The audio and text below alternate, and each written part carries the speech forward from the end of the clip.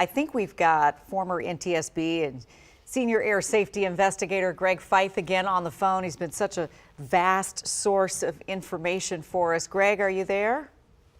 I am, Leslie. You know, the last time we talked, you had already kind of laid out for us what is likely happening and what we know now. The GO teams involved, the rescue efforts, everything happening all at the same time. You listened to the same press conference that we did. What are your takeaways? Well, again, they were providing, of course, information about families. One of the big things that has come out of accidents over about the last 20 years is family assistance. The big real takeaway was back in 1996 with TWA 800 and having family assistance because family members weren't getting a lot of information. You heard tonight American Airlines has set up their care team. They've got points of contact for family members and friends to contact to find out the disposition of their loved one, to see what kind of assistance the airline is going to provide. That really came out of NTSB investigations, both domestically and then foreign. When I did Korean Air 801 in Guam, we had similar issues. And out of that particular accident, the foreign family assistance program really came to fruition, requiring foreign airlines to also help families have points of contact, give them first information. Over the years, it used to be that family members were finding out information by watching TV, and that wasn't good enough. And so now the NTSB provides, through their Transportation Disaster Assistance Department, first information to the families before they take it public to the news media. So you got some of that tonight where they were giving contact information. It is going to be closely guarded as far as the recovery efforts and that kind of thing, because it is a very long, tedious, and hazardous process. And nobody wants to come out with a number of how many victims have been recovered or what's transpiring until they are absolutely sure. It's got to be factual, and I think that's why they're so guarded tonight as to how the process is going. Yeah, and we saw the explosion earlier as well, Greg, and it's safe to assume that nothing is intact. So they're putting all of this together in terms of perhaps identifying some folks who may have died in this blast as well. So this is not easy by any means. Now, in terms of the investigation, we are nearly 5 hours into this now. What's happening at this hour? Well, again, as we talked earlier, one of the things that there are two different things going on. Of course, that's the search and rescue recovery. And then the investigators are trying to collect that perishable evidence. They're trying to get a handle on the air traffic controller or multiple controllers, depending on how the tower was set up. Of course, there's been, and we talked about this, where I had heard air traffic control apparently talking to the crew of the Black Hawk, seeing if they actually identified the regional jet visually, and then giving him an instruction to pass behind it. That information has to be dissected even more because you had multiple airplanes in the area. We've seen this before in San Diego in the mid-air collision between a PSA 727 and a small training airplane, a Cessna 172. There were 9 different aircraft in that proximity. The air traffic controller actually told the crew of PSA that there was traffic at a certain position. The crew basically responded, yep, it's identified, we see it. The problem is they misidentified the airplane that the controller was referring to. They ended up colliding. So that's the kind of information that, while it could be obvious, and of course it's being played on TV and pulled down off the internet, you have to understand the backstory. You have to keep things in context. And that's why it'll be critical to have the cockpit voice recorder to see the interaction between the crew members, whether or not they actually identified any traffic that was called to them. But there's also a recorder on the helicopter, and it's a combined flight data recorder and cockpit voice recorder. It'll be important to see the military crew if what they did was identify the proper aircraft. It's obvious that when they were told to pass behind an RJ, they unfortunately struck this RJ that crashed. The question is, was that the actual airplane they were identifying, or did they look somewhere else, see another aircraft, and affirm it as, yeah, we have the traffic? So it gets very complicated. That's why you can't jump to conclusions. You can't take factoids and build the whole storyline this soon into the investigation process, because hey, Greg, I'm going to interrupt you for just 1 second, because I'm looking at some pictures, and if our control room can take some of these pictures that we are looking at that give us a better look at what we can now see of the aircraft in pictures that have been taken. I'd love to get your take on this. We're working on that, and we're going to try to get this so you can see it, because we're looking at a picture which shows the aircraft. We can see a lot of it, and its proximity to the actual runway. And I'd love for you to be able to take a look at this, because it still appears to be somewhat remarkably intact in a lot of ways for something that was blown out of the sky. So we're going to work to try to get these pictures that you can take a look at, so that we can get your insights on them. Yeah, because I think a lot of folks were thinking that, Greg, because this was this plane was so close to landing, that maybe it wasn't as catastrophic as it seemed.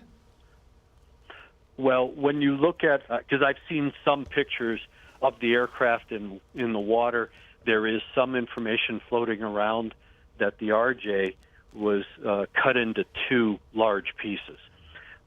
That would make sense. When you look at the Black Hawk helicopter, it has a very large rotor system. It weighs about 28,000 pounds. And when I've dissected just looking at the video multiple times, it appears to me that the helicopter struck the aft end of the aircraft. That would be at least midpoint from the wings back. Hey, Greg, can you take a look at your screen right now? Because the pictures that we were just referencing, taken by Getty Images, are on the screen. And so it'd be good to, can you see what we see? I would love to be able to do that. No, it sounds like what you were referencing, it sounds like you've seen the same pictures already, because we're following what you're saying, so you've probably seen what we're showing. Yeah, and so with the aircraft being relatively intact but in two pieces, the rotor system probably damaged the aft end of the aircraft, sliced through the fuselage, separating it. The large explosion was the fact that there was contact in the area of the fuel tanks, which the fuel is carried in the wings on this airplane. So it's probably from the wings aft, because when you look at the video and you see the bright light that we all believe is the regional jet with its landing lights on, the landing lights are actually positioned in the leading edge of the wing. And you don't see any kind of black or any kind of shadowing or anything else that would suggest that the helicopter passed in front of the aircraft, the RJ.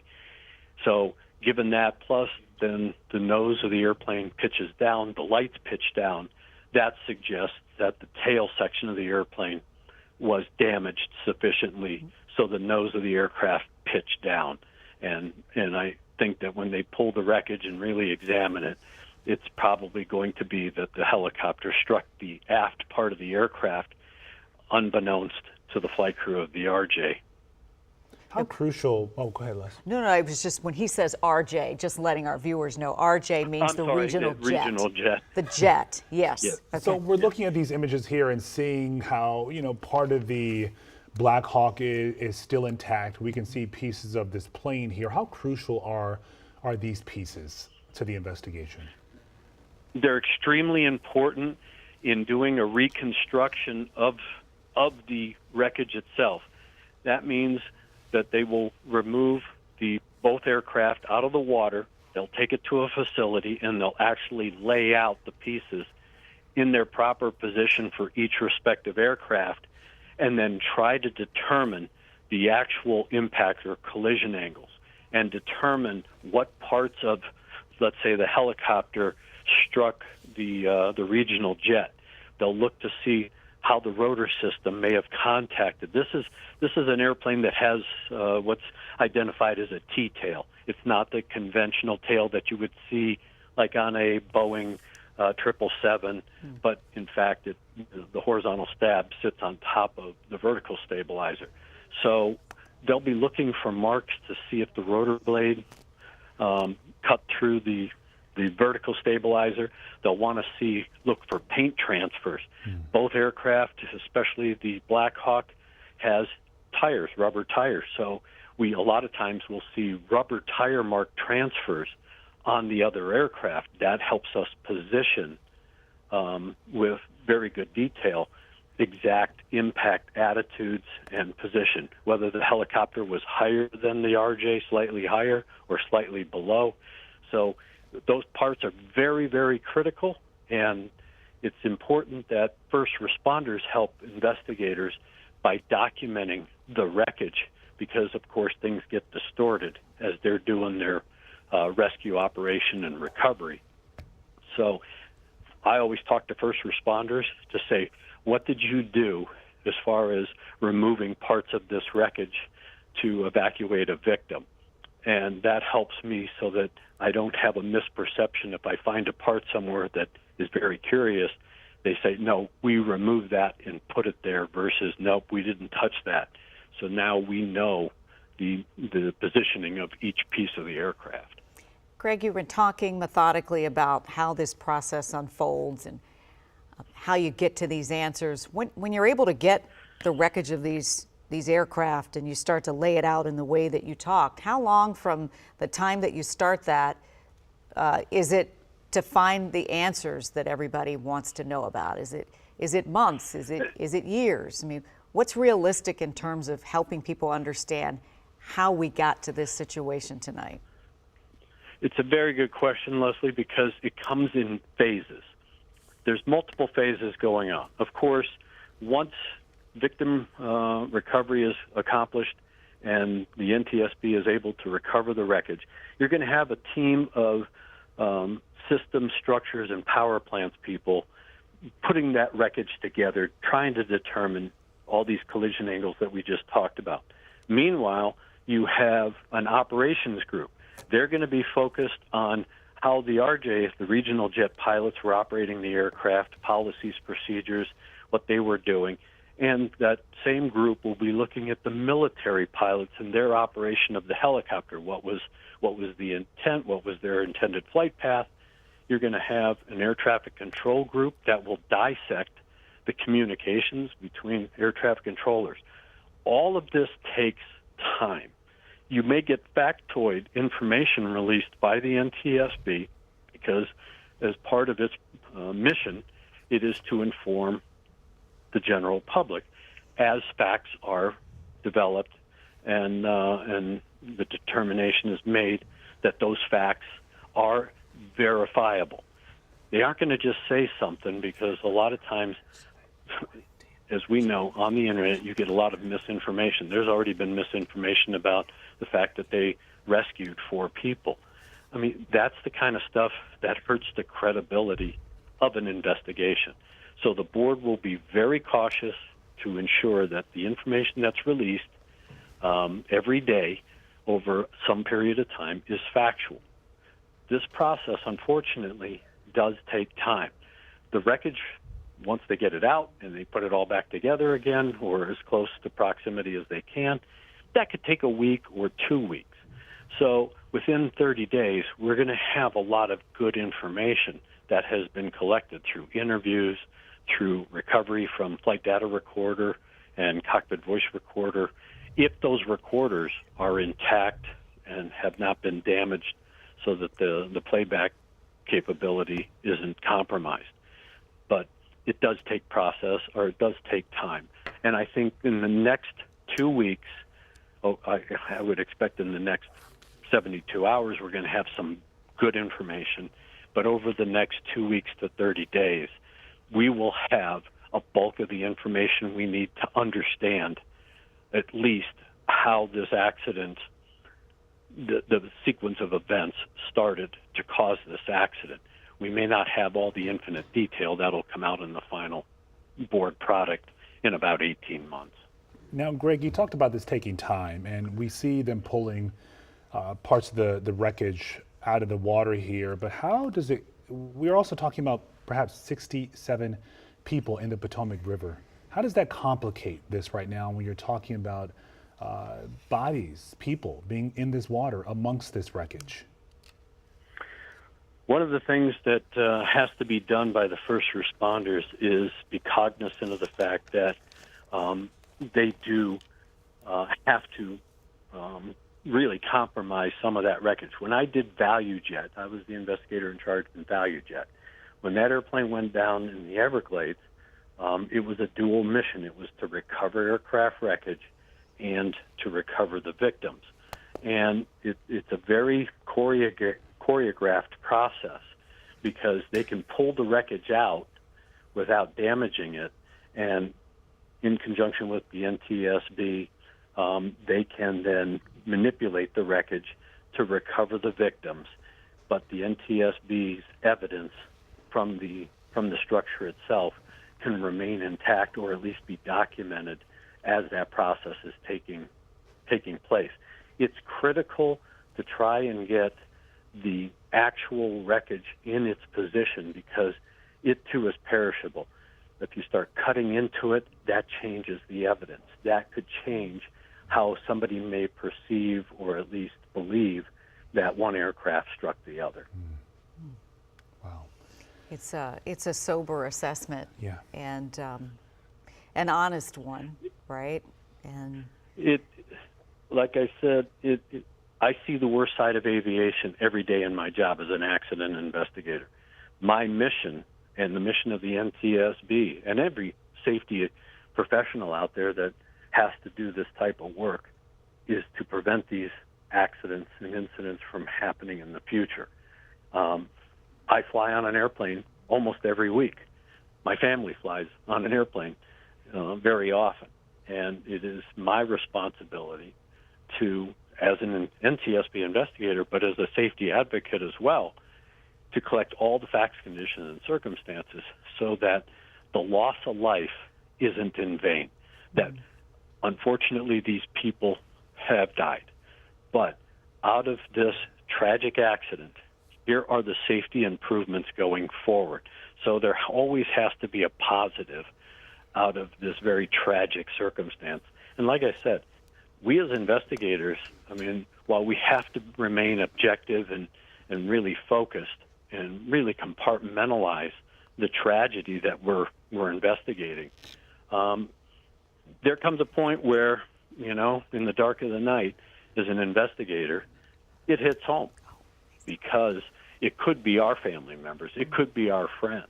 And so I think we all work collectively in this business, this aviation safety business, to prevent that from happening again and prevent that heartache. So it's an emotional thing, and when I teach accident investigation, that's the first thing I talk about with investigators. This is an emotional job because you are dealing with tragedy. You are dealing with a lot of emotion, and you have to take that emotion out to be able to do your job objectively. And sometimes that's very difficult. And other professions, first responders, they have to do the same thing. Yeah, Greg, you talked about seeing the worst of aviation pretty frequently, but yet you still fly every week. So is there something you tell folks who are watching our coverage tonight and who may have a flight in the days ahead and they may feel a little anxious about boarding that next flight? I trust the system implicitly. I learned to fly when I was young in high school in Maryland, flew my way through high school and college, and went to work for the NTSB and continue to fly, and I still fly today.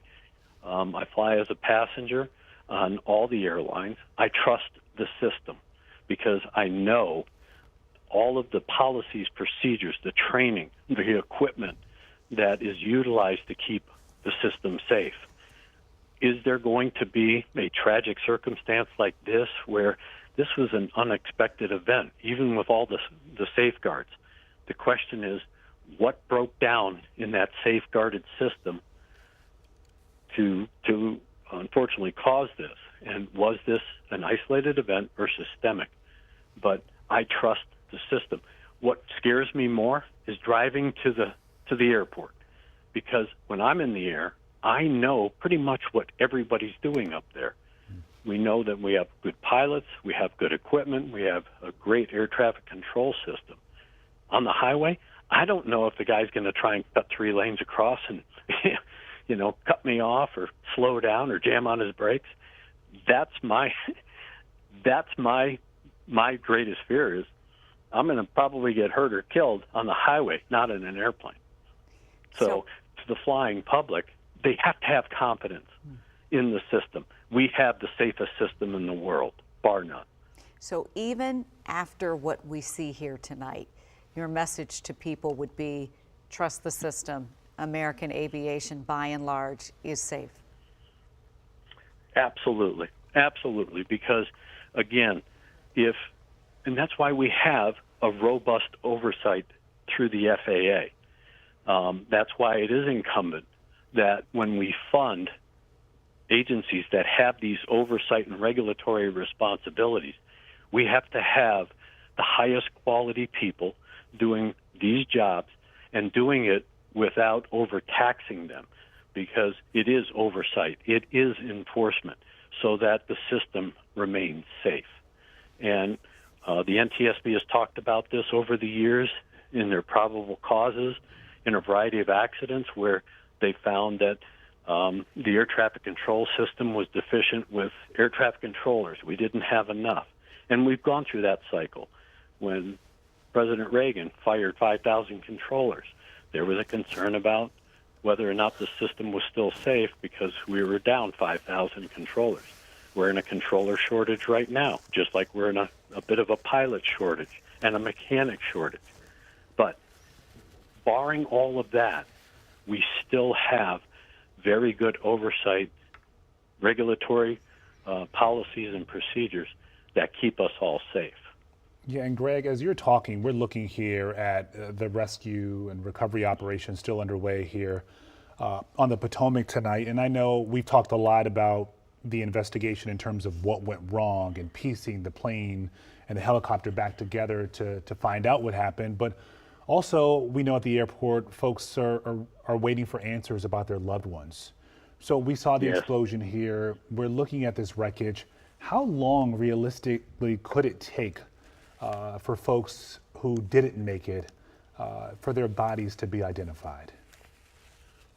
That is going to be up to the local coroner.